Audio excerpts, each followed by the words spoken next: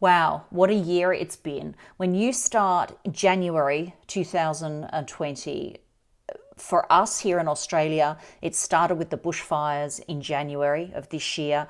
We were seeing visions of houses being burnt to the ground, visions of these poor native animals trying to survive in these bushfires. It was devastating and really took a toll on us emotionally and psychologically. I know for me, it had a huge impact on me. And then March 2020 rolls around and COVID hits.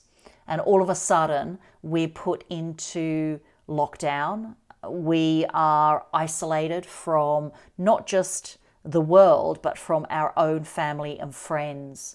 And all of a sudden, we felt like that we were alone in this world. And being alone combined with all of that uncertainty going on, especially financially, when it comes to jobs being lost due to businesses closing down, it really taps into this internal fear. And it does take me back to a time where, a couple of times actually in my life, where I felt overwhelming amounts of fear around the uncertainty that was going to happen as a result of no income coming in.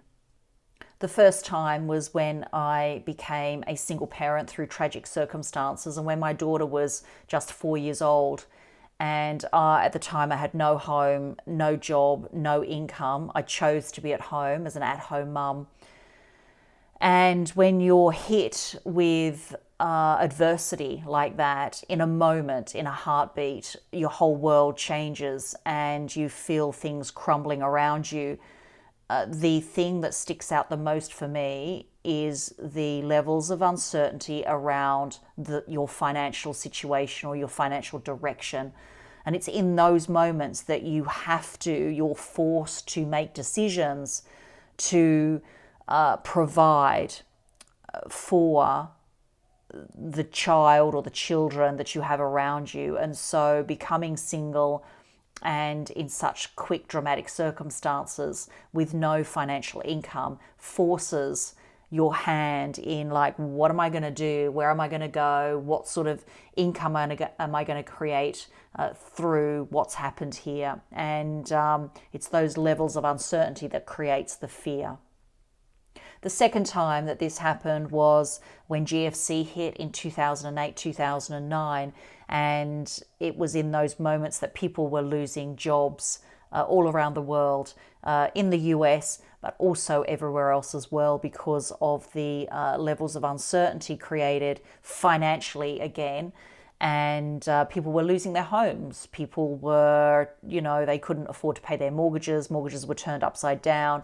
And people were walking away from homes, family homes that they'd had for many years, and again created uncertainty and chaos around the world. When I look and reflect back on those two events, those two things that happened, the first event, being told that, you are a single parent now and you are the main provider for your daughter. Out of that, doors opened, opportunities presented themselves.